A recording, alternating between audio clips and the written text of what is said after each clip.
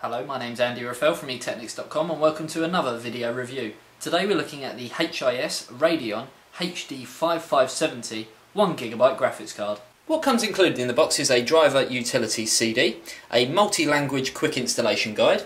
You also get two PCI brackets so that you can turn this graphics card into a lower profile card, and the graphics card itself. Now taking a look at the top of the graphics card, we can see there is overall quite a low profile card. It's got quite a low profile heatsink, it's not exactly long in size, and the height of the graphics card is quite short as well. Just like the 5450 that we looked at from HIS, it follows the same colour scheme with this bluey turquoise colour PCB. We can see exactly where the memory chips are. There's a couple of stickers which obviously will help in RMA purposes, technical support, that kind of thing. And we can see the 4 bolts which hold the heatsink and fan on from this side. And now taking a look at the full specifications on this particular graphics card. It has a core clock speed of 650 MHz. It has 1GB of DDR3 memory operating at a speed of 1800 MHz. It operates on a 128-bit memory interface and uses PCI Express 2.1 bus. Obviously it uses a PCI Express 16 times slot. The card dimensions are 12.2 by 2.2 by 18 centimeters. It has OpenGL 3.2 support, operates using 1080p technology, OpenCL, has HDMI support, HDTV support, dual monitor support, shader model 5 support, and also 7.1 audio support.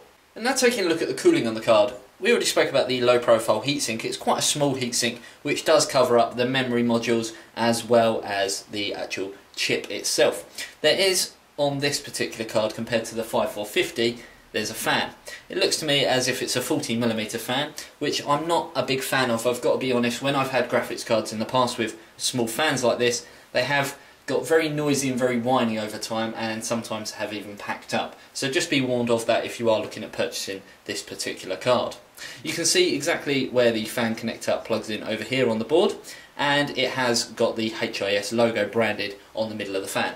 A lot of you viewers out there are probably getting sick of me talking about the 5 series cards from ATI and basically how much power they don't need. This card is no exception. As you can see, or can't see, there is no PCI Express power connector. That's because this card is a low budget card. It's aimed more at the home theatre PC market or the low end gaming market.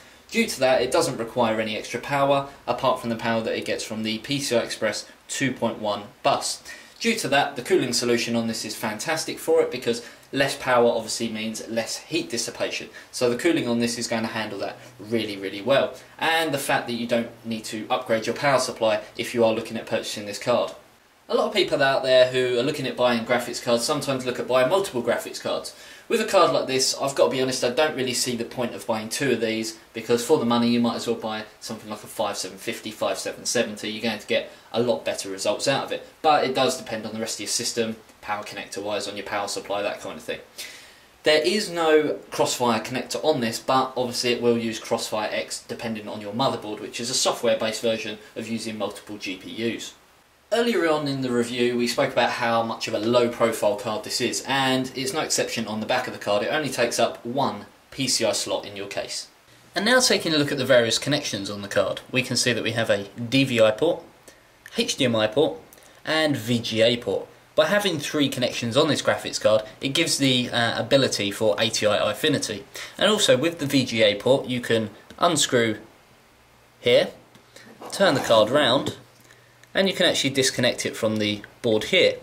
By doing this, it means that you only have 2 ports on there, which is quite handy if you've got a small form factor case. And if you remember back to when we were telling you what comes included with the case, there are various different size PCI brackets as well. So once this is taken off, you will have to change this bracket for a smaller one. As with all the 5 series card reviews I've been doing, I'm going to talk to you about the latest and greatest technologies that are infused in this card. The first one is ATI Eyefinity. As you can see, there are 3 display connectors on the back. This means that you can plug in 3 different monitors.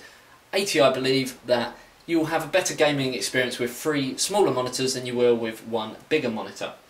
Another technology infused in this card is ATI Stream technology, so you don't need the latest and greatest processor on the market. You can just use this card and it will balance out between the CPU and the GPU, so it will take quite a lot of load off of your processor. And the last technology is DirectX 11. It's the latest DirectX technology from Microsoft, and if you compare it to DirectX 9 and DirectX 10, you will notice that the later games now using DirectX 11 technology do look a lot better than the previous technologies.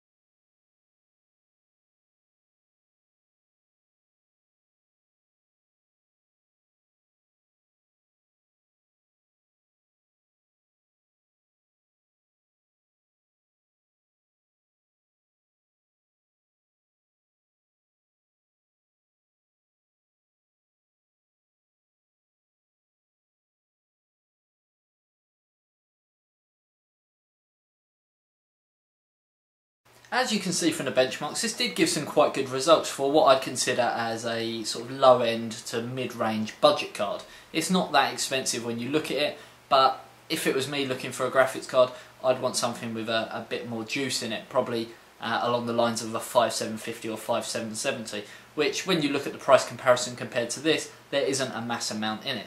It's a good design, but I am not a big fan of the actual size of the fans on there, because every computer component that I've ever owned with a 40mm fan or 50mm fan, it's just over time they get very whiny and very noisy, and it's just not for me. I'd prefer a passively cooled solution, and I think you could probably get away with that on this card because it doesn't require any extra power, so less heat dissipation.